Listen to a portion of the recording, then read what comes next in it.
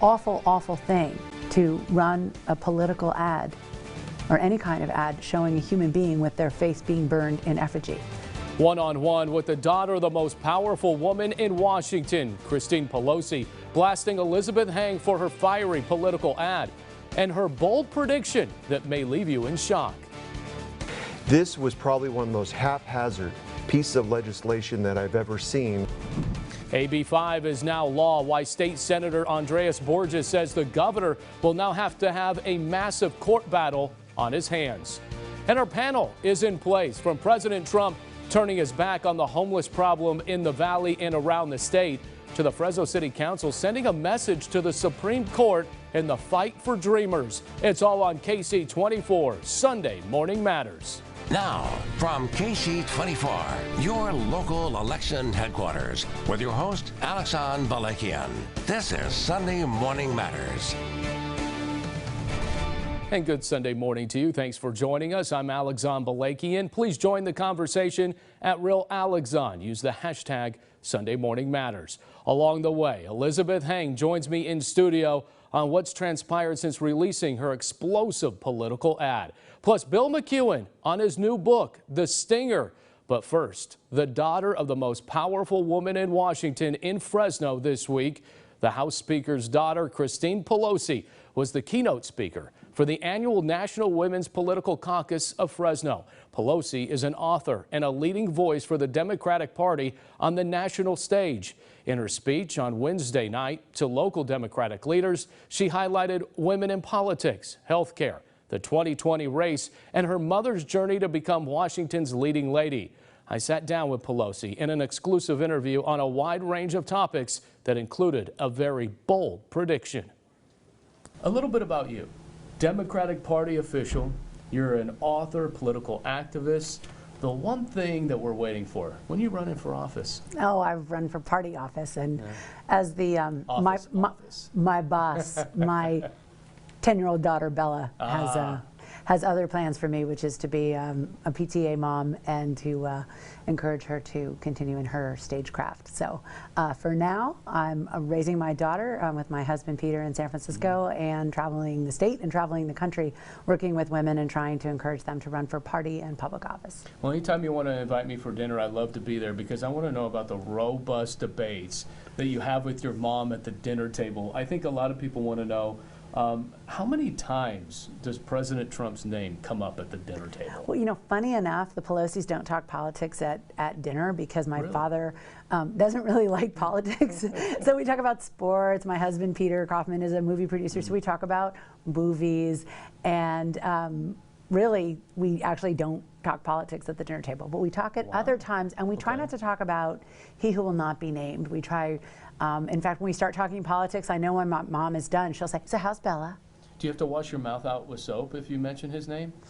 I do not, although just in general, she prefers that we don't swear, so I could have to wash my mouth out otherwise. So President Trump is a swear word? No, but you know how it is when you start talking politics and things get a little feisty, and then it's time to put some money in the swear jar. So I have to give up cussing every Lent, because at least for 40 days a year, I don't swear. You know, the most powerful woman in Washington, your mom. Yes. She's not in favor of impeaching the president, unless she's come out and said that. A lot of her colleagues, they want to start the process. Do you think, I'm asking you, do you think the impeachment process should start on President Trump? I think that people need to follow the facts and understand what exactly is going on here. You sort of have three buckets here. You've got emoluments, which is you're not allowed to make money off being president. That's in the Constitution. There's national security concerns, including this whistleblower complaint that we're just finding out about this week that happened. And then there's the concern about obstruction of justice. And so I think that the public wants to see the facts.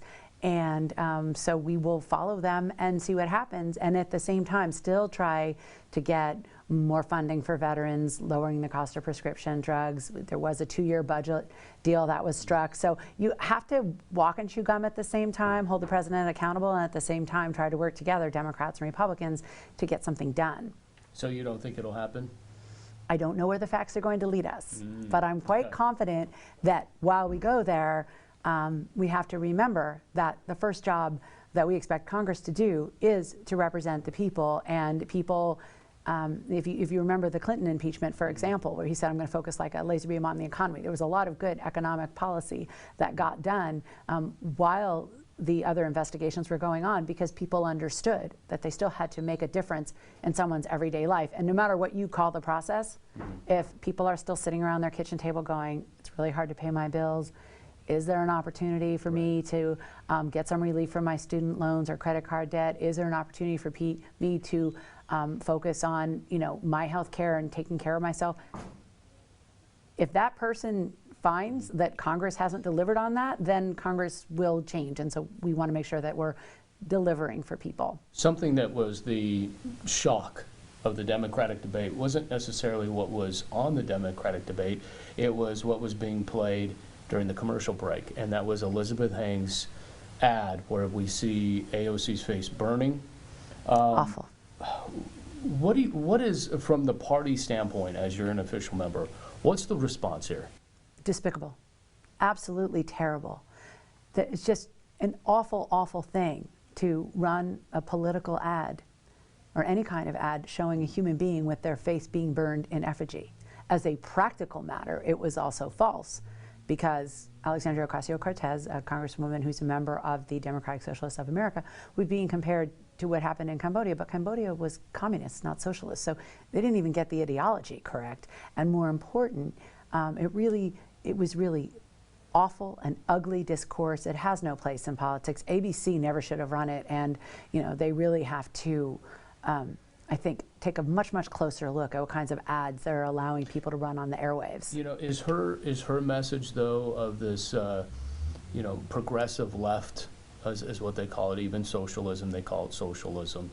When I say they, the Republican Party, is that the way the Democratic Party wants to go?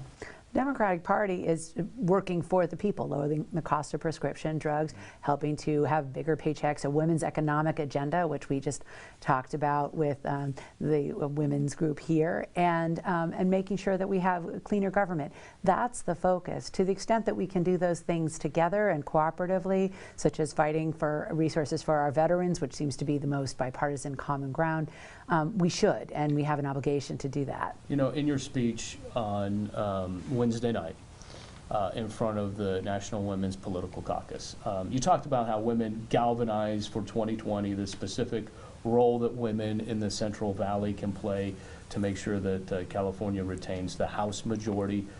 Fresno Councilwoman Esmeralda Soria, I saw you shake hands with her just moments ago, looking to unseat Congressman Jim Costa there. Do you think the political climate is ripe for Soria to take down Costa in a California primary? We have, I think, 5 or 6 people running for that seat, so we'll let that play out. Jim Costa has been a great representative for the Valley. I spoke to 2 women who work for him tonight who are also here. Right. And I think that, so what you have to do is ask ourselves a question, which we ask every election, which is someone who's working for the people goes back and does another job interview. This is the things that I've done. In the case of any member of the Democratic caucus of the Congress of the United States, they're talking about passing the Dream and Promise Act. They're talking about passing a women's economic agenda. They're talking about protecting Planned Parenthood from budget cuts is part of the 2-year budget deal that was struck and voted on.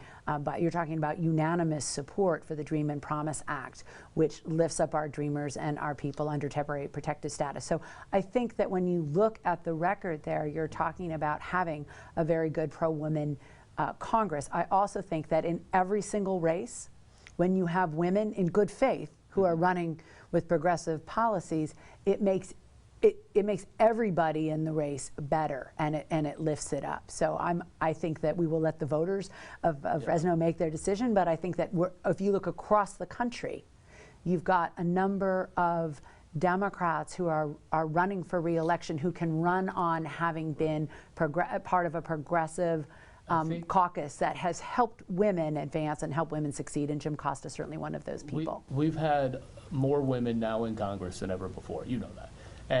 And your mom is the House Speaker. Yes, she is. The point is that will we see a president in 2020 be a woman? I think we'll have the president or the vice president. I don't see how the Democrats would fail to nominate a woman either as president or vice president, and I'll make you a prediction. Not only will we have a woman on the Democratic ticket, but I think that once we do, Mike Pence will be thanked for his service and replaced by a woman on the Republican ticket. Interesting. That is an interesting take. Thank you so much. My I like pleasure. the prediction. Thank you. Thank you. Well, up next, Pelosi put Elizabeth Heng on blast for her political ad. Heng joins me in studio next with her response and how the ad has changed her life for better and for worse.